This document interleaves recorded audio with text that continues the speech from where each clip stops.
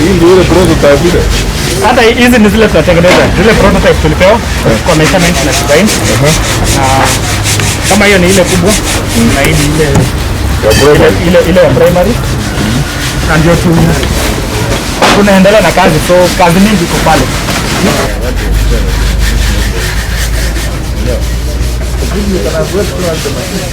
Yes.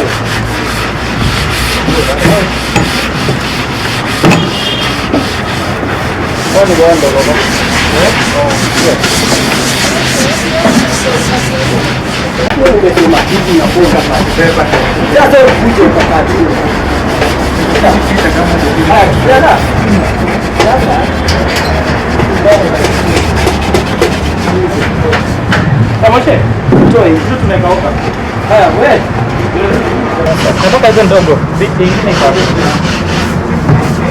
Unaona sasa. Mimi sema msimame hiyo kazi kwanza mnajua hizi kidogo. Tengine kwa kopi yaka.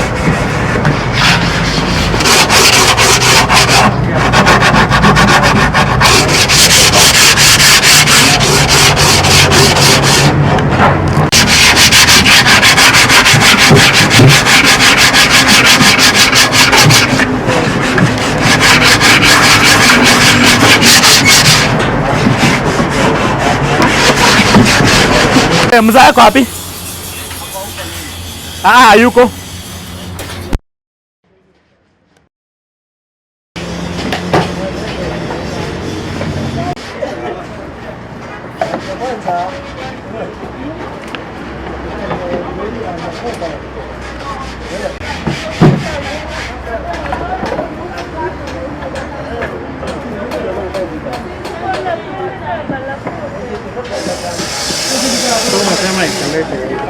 Natafunga. Alafu hivi mstaafu.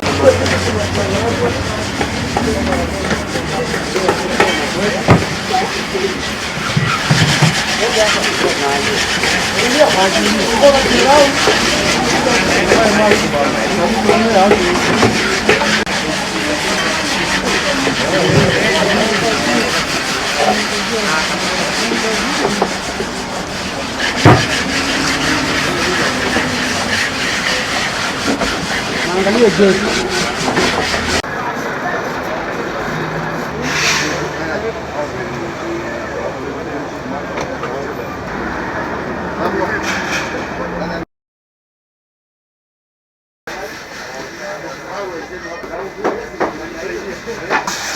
Hivi ndio nilikuelewa wakati nataka na kila siku akifika hapa sasa kuunganisha alafu inapelekwa huko nyuma. Kama ni kisi ya mtalia tuna bench tunatengenezea pale. Yote tumejitengenezea mahali. So that more people all together. Right now we are having a team of 15 to 20. But we have so many young guys pending waiting for for more and even the whole of this group. Vijana wengi sana hapa tunafanya nao kazi. Line yote. In terms of space, we have a very big space. We have big space. We have a very big team. What is the total number of desks we are saying about it? 623,000. 623. And now he will be getting his own direct order of excellence. Mambo. Unaelewa hii kazi sana kabisa. Hata hii wasee unawashinda. Namna hiyo. Because our agenda is to ensure vijana wapate kazi. Kila kijana aweze kujisimamia, afanye na pesa ya serikali ifike mpaka mashinani. Hiyo ndio job.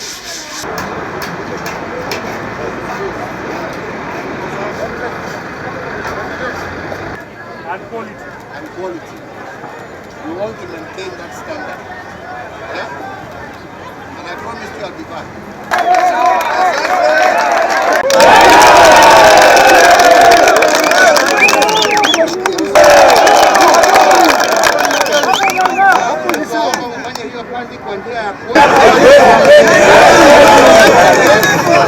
Kila kitu nataka mtu ajipange pole pole. Sio ati umepatiwa na imeisha siku hiyo. Tunataka kila area ya Jua Kali ambayo kuna Jua Kali section. Kutoka Mombasa mpaka Kisumu, kutoka upande ya Namanga kwenda mpaka Moyale, vijana wafanye kazi. Ndio hiyo. Tunakubaliana wenzangu?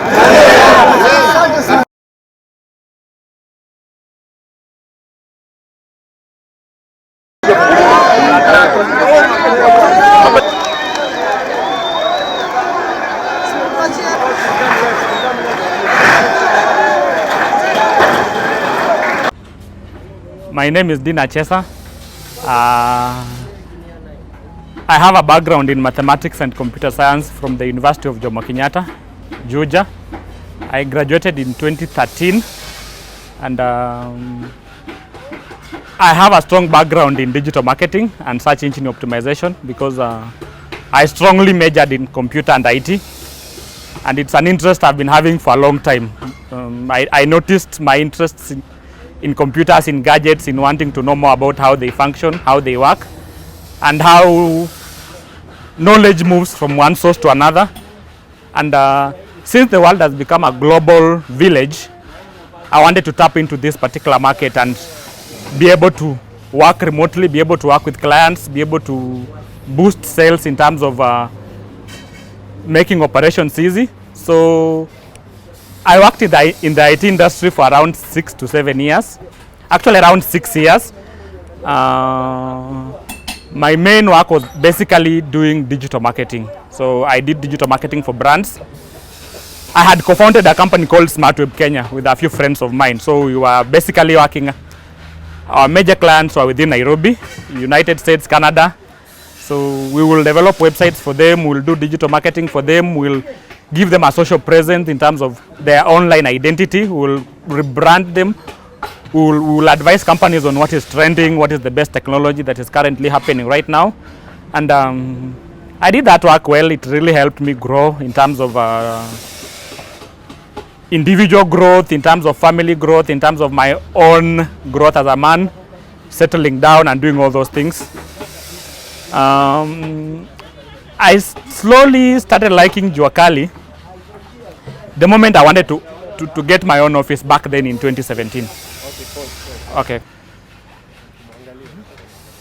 So how I got myself to Jua Kali is very interesting. I remember one day I wanted to get my own office. The previous office was a shared office with friends, so we were paying like 5 of us. But the company had grown to an extent that I needed my own space to handle my own clients. Because most clients will come in and they wouldn't understand actually which was Smart Web and which is other company, so they will find it hard identifying me. So with a few friends of mine, we sat down and we said, okay, you know what, we need to find an office so that we can easily build our own team and grow. So I came to Mtindwa to look for some furniture. I was staying here at Tena, so it wasn't very hard. I had passed here so many times. So I went to so many shops because for me, I'm so keen about the way I talk to somebody, the way somebody talks to me, because that is what I sell to my clients. Client first. you don't put your client first, they will always go. So when I came and identified so many shops here, I found this mzee called Kamoshe.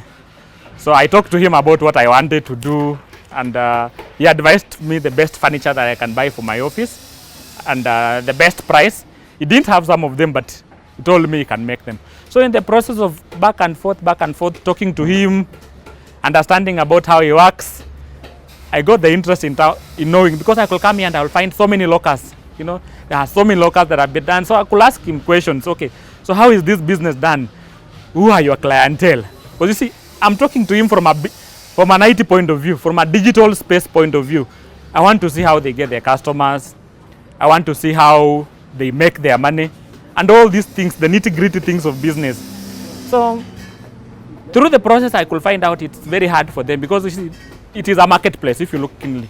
So they wake up in the morning, they sit down to wait for passerbys to come to ask for what they do. So their clientele mostly are walk-ins, you know, and having a strong background in IT, I saw a very big opportunity and what they were lacking. So it was a long process of back and forth. I got my furniture, but I will still come back and, you know, talk to him, tell him about this digital move that is there, you know, talk to him about these big companies like Alibaba, the Amazons, you get me, and how they are doing their business online.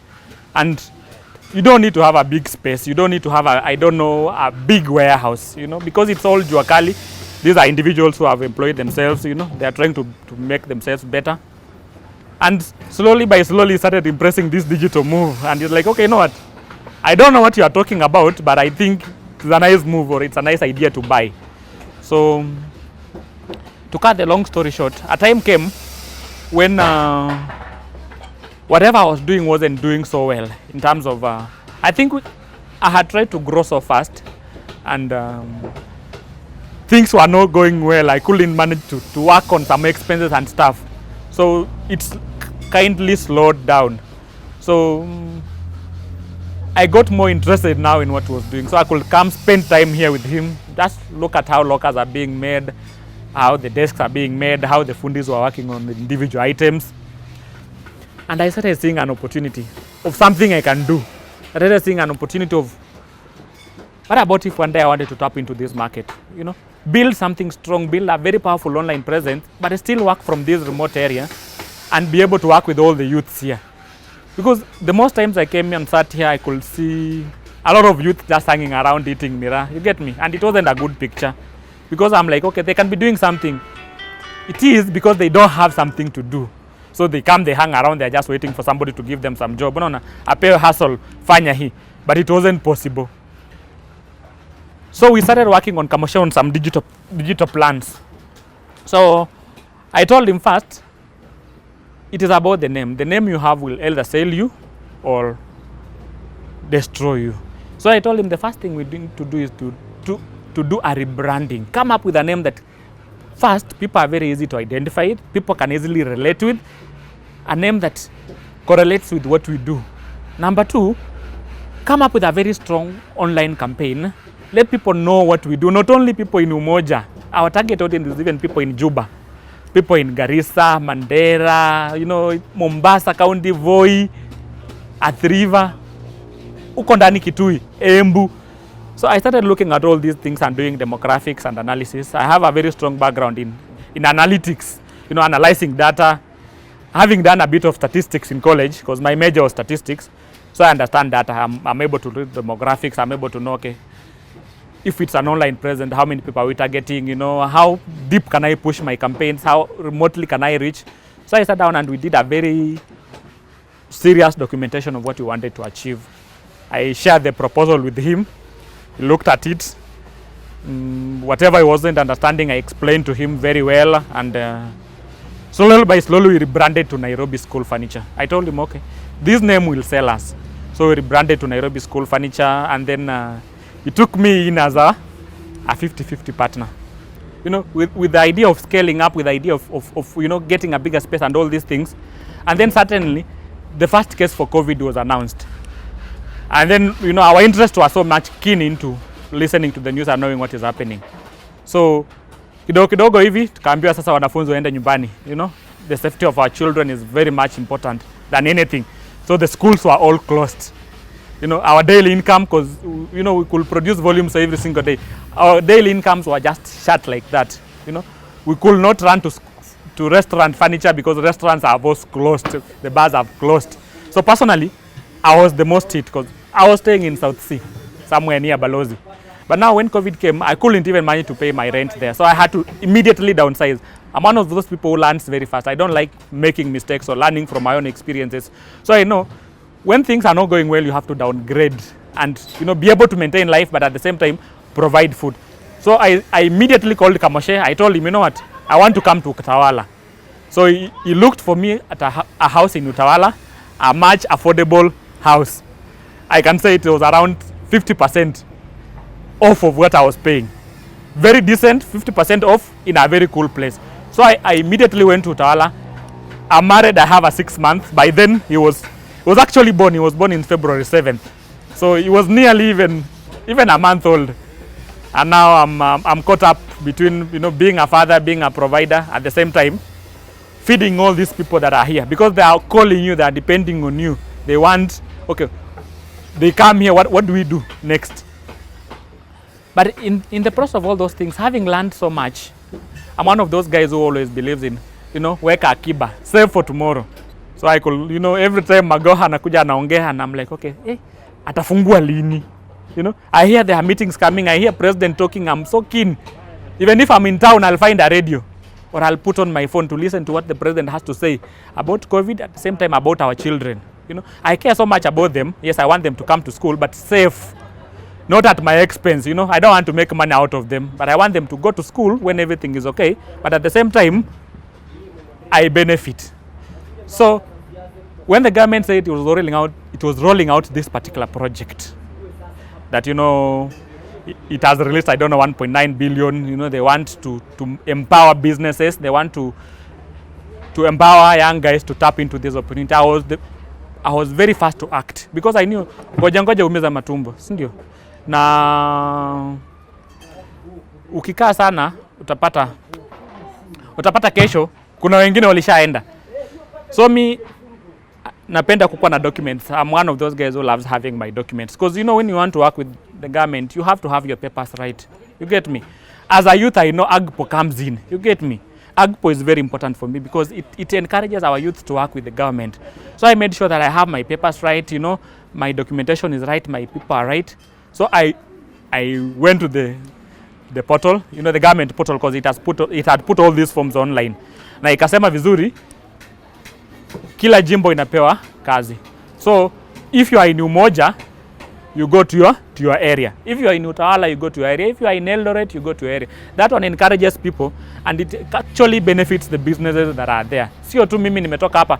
I come from Western Kenya. But I can't go there because it's not my region. I don't have a workshop there.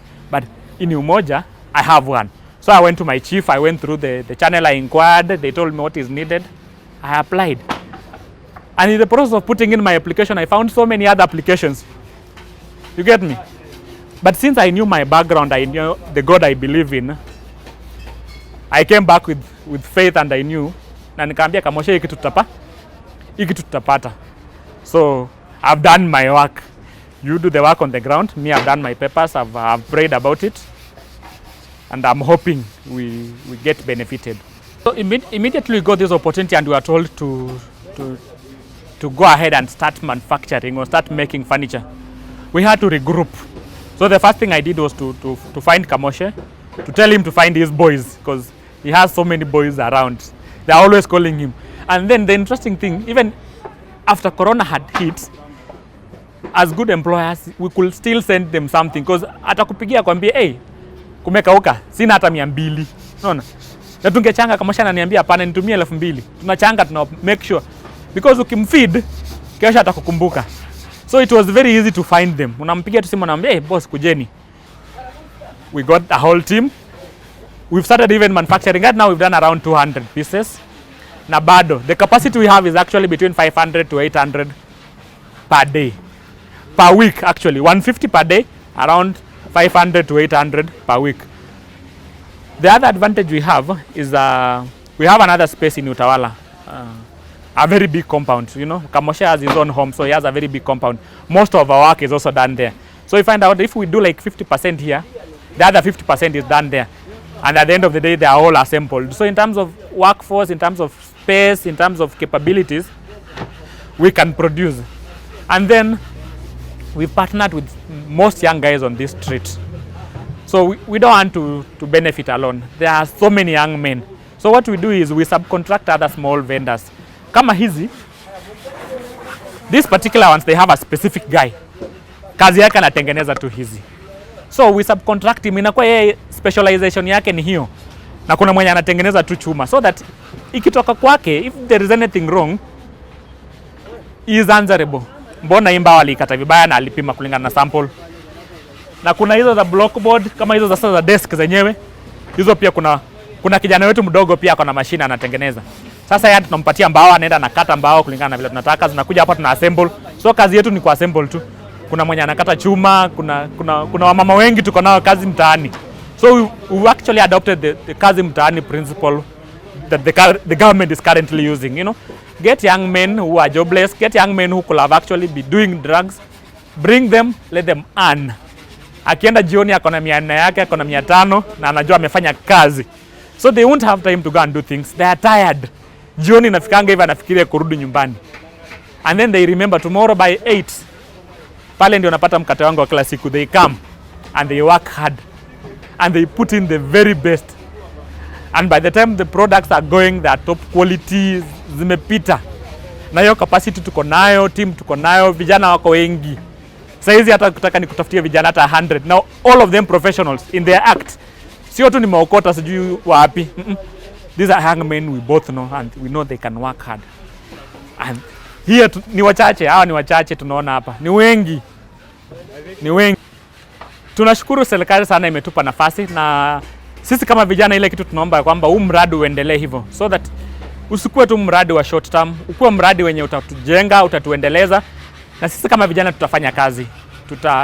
Tutajikaza sana, tuta make sure kwamba whatever we are supplying out there iko na quality na imeapproviwa, and we can work as hard as all the other big companies.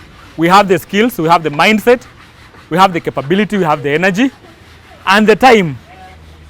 So we just need work. Iendelee kuja hivyo.